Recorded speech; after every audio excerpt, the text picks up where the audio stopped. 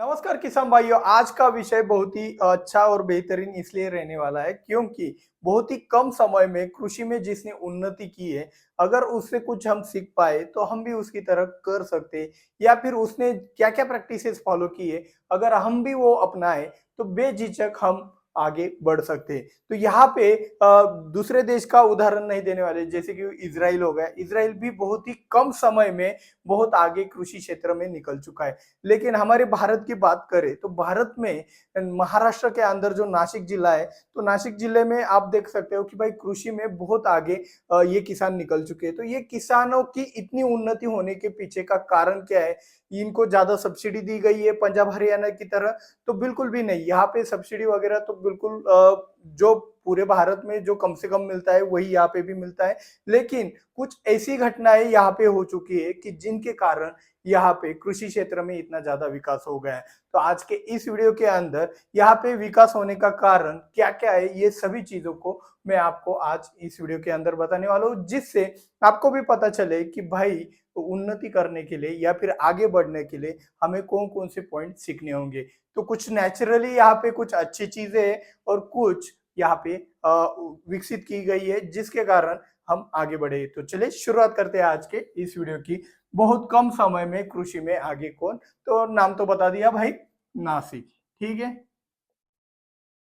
तो यहाँ पे आपको एक चीज बता देता हूँ। नासिक के अंदर जो सॉइल है वो बेसाल्ट रॉक से बना हुआ है। मतलब बेसाल्ट नाम का खड़क है, वो पत्थर है, उससे जो मिट्टी बनी है वो ब्लैक कलर की होती है। ज्यादातर आपको यहाँ पे काले रंग की जमीन दिखाई देगी। साथ ही साथ इस जमीन में भी आपको प्रकार दिखाई देंगे। लाल रंग की मिट्टी भी है, कैलकरस सॉइल भी है, और साथ ही साथ हल्की वाली जमीन भी है, भारी वाली जमीन भी है। यहाँ पे जो मौसम रहता है वो ठंड में बहुत ज्यादा ठंडा रहता है, लगभग 4 डिग्री सेल्सियस तक टेम्परेचर जाता है। गर्मियों में ज्यादा से ज्यादा हाईएस्ट टेम्परेचर 42 डिग्री सेल्सियस तक जाता है। बारिश यहाँ पे ना तो ज्यादा होती है हद से, ना ही कम होती है, एकदम मीडियम लेवल की बहुत ही अच्छी बारिश होती है। तो इतना सब क्लाइमेट पूरे इंडिया में अवेलेबल है। इससे भी बेटर सॉइल, जमीन, और इससे भी बेटर जो भी एक चीजें पूरे इंडिया में अवेलेबल है एग्रीकल्चर में, फिर भी बाकी का एरिया छोड़कर सिर्फ और सिर्फ नासिक विकसित क्यों हुआ, इसके पीछे का कारण बताता हूँ। तो नासिक विकसित होने का सबसे पहला और प्रमुख कारण है प्याज। तो भाई प्याज की फसल के कारण नासिक पहले से ही ज्यादा जाना जाता था। नासिक के अंदर लासलगांव करके मंडी है, जो कि पूरे एशिया की सबसे ज्यादा बड़ी मंडी है। ठीक है ना, प्याज की मंडी है। तो ये जो प्याज की मंडी है, तो प्याज के कारण पहले ज्यादा विकसित हुआ करता था। तो प्याज होने के बाद यहाँ के किसानों के पास प्याज के कारण ज्यादा पैसा भी आता था।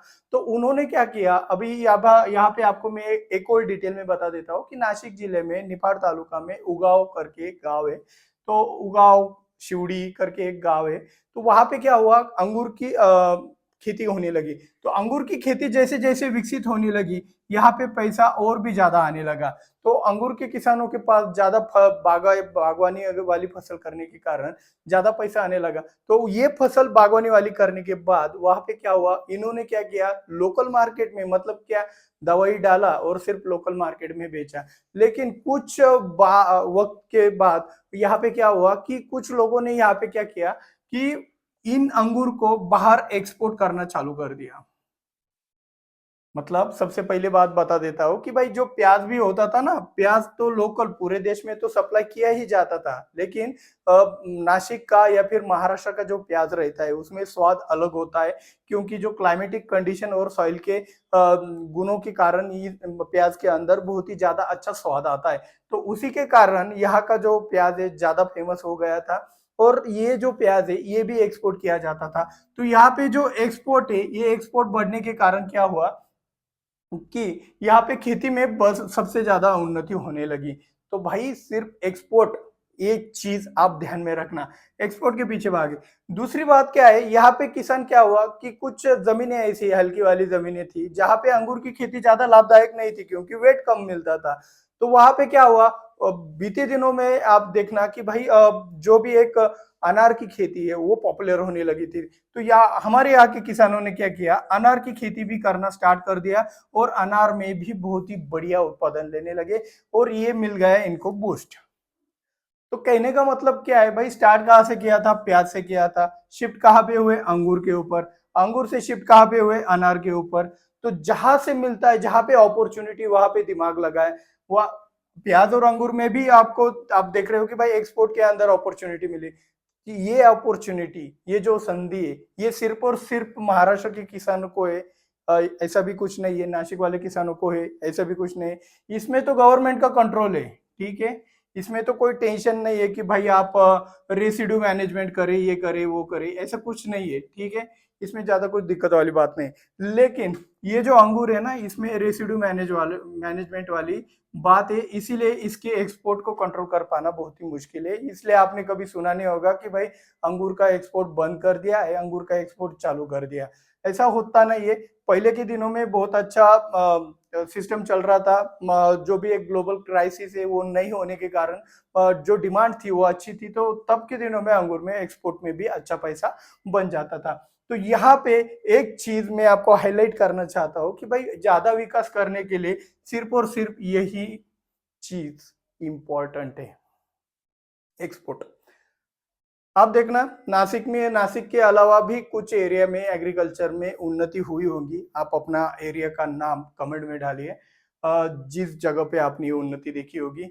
वहां पे लोकल मार्केट को टारगेट ना करते हुए इस मार्केट को भी टारगेट किया जाता है, तभी उन्नति होता है। अभी देखो, जहां का मैंने बचपन से एनालिसिस किया है वही चीज मैं आपके सामने रख रहा हूँ। आपने भी कौन से एरिया का एनालिसिस किया होगा, वहां पे भी यही शब्द निकल के आएगा, कॉमन वाला, एक्सपोर्ट। तो एक्सपोर्ट के अंदर देखो, प्याज के अंदर एक्सपोर्ट करने के लिए कोई रेसिड्यू मैनेजमेंट नहीं होता है, लेकिन कुछ लोग अनार में भी एक्सपोर्ट करते हैं भाई। अनार में भी रेसिड्यू मैनेजमेंट करके उसको एक्सपोर्ट करते हैं। रेसिड्यू मैनेजमेंट सीखना बहुत ही ज्यादा जरूरी है। अभी रेसिड्यू मैनेजमेंट क्या होता है, आपने एक प्रकार की दवाई डाली, वो इतने दिनों में खत्म होती है, लगभग 30 दिनों में खत्म होती है। तो हार्वेस्टिंग को 15 दिन बचे तो आपको वो दवाई नहीं डालनी है, ये ध्यान में रखना है। तो ऐसी कौन कौन सी दवाइयां है, तो वो आपको लिस्ट मिलता है, उसके लिस्ट के अनुसार आपको उसका स्प्रेइंग करना पड़ता है। ये पहला वाला बात हो गया। और चैलेंजिंग होता है भाई, क्योंकि अच्छी अच्छी दवाइयों के जो पीएचआई वो ज्यादा होते हैं, तो उनका बार बार इस्तेमाल नहीं कर सकते। ये सबसे पहला चैलेंज बन जाता है। और दूसरा चैलेंज क्या होता है, कुछ दवाइयां तो बैन होती है, वो तो भाई आपके रेसिड्यू के अंदर आ गया, मतलब सैंपल के अंदर डिटेक्शन में आ गया, तो वो एक्सपोर्ट के लिए भी नहीं चलता है। तो मेरा कहने का मतलब एक ही था, मैं एक बीज बोना चाहता था। वो बीज ये है कि भाई इसके अलावा हमारा उन्नति नहीं हो सकता। अगर प्रगति करना है तो एक्सपोर्ट के पीछे भागो। लोकल मार्केट में कितना भी माल डालोगे कुछ भी फायदा नहीं होगा। हमारे यहाँ पे यहाँ तक चिली का भी मतलब जो अपना मिर्च होता है ना, मिर्च का भी एक्सपोर्ट होता है। मिर्च, टमाटर, बहुत सारे उदाहरण है। लेकिन मिर्च का उदाहरण मैंने इसलिए दिया क्योंकि मिर्च एक्सपोर्ट के अंदर भी है, हमारे यहाँ पे रेसिड्यू मैनेजमेंट किया जाता है।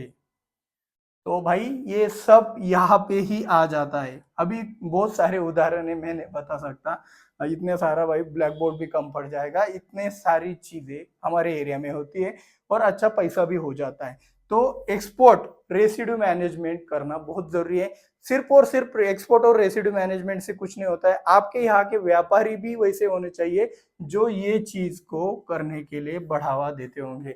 वरना क्या हो जाएगा, आपने रेसिड्यू मैनेजमेंट बहुत अच्छे से कर लिया, प्रोडक्शन तो ले लिया, लेकिन भाई कोई व्यापारी ही नहीं मिल रहा है, उसको कोई कदर ही नहीं कि भाई ये एक्सपोर्ट का माल है, इसने बंदे ने रेसिड्यू फ्री माल बनाया है तो इसको एक्सपोर्ट का रेट देना चाहिए।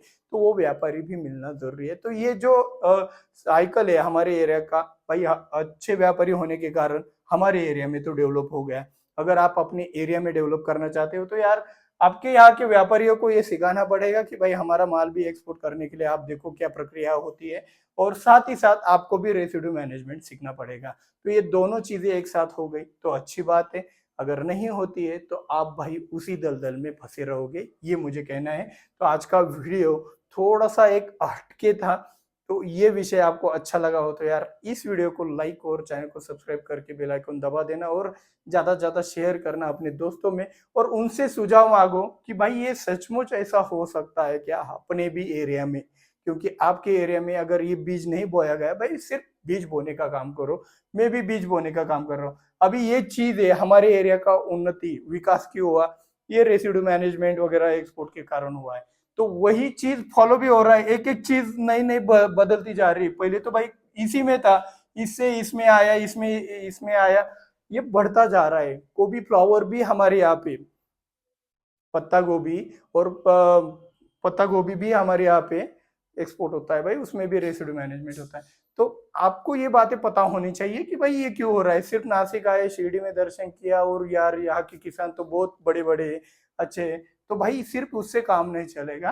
तो ये क्यों है, इसका अर्थ आज आप जान गए। तो ये बाकी किसानों के साथ आप चर्चा करो, उन्हें भी ये वीडियो दिखाओ और बोलो भाई हमारे एरिया में ऐसा क्या हो सकता है कि जिससे हम भी ये पहल कर सके। तो इससे उन्नति होगा, पूरा भारत का विकास होगा। लोकल मार्केट में कितना भी प्रोडक्शन ले तो हम एक दूसरे से लड़ते रहेंगे। अगर हम एक दूसरे से लड़ते रहेंगे तो जिंदगी में आगे नहीं बढ़ सकते। हमें एक दूसरे का साथ कभी मिलेगा जब हम एक्सपोर्ट करेंगे, बाहर माल भेजेंगे, तो ये बहुत जरूरी बन जाता है। आज का वीडियो सचमुच अच्छा लगा हो तो यार शेयर जरूर करना। मिलते हैं अगले वीडियो में। जय जवान जय किसान।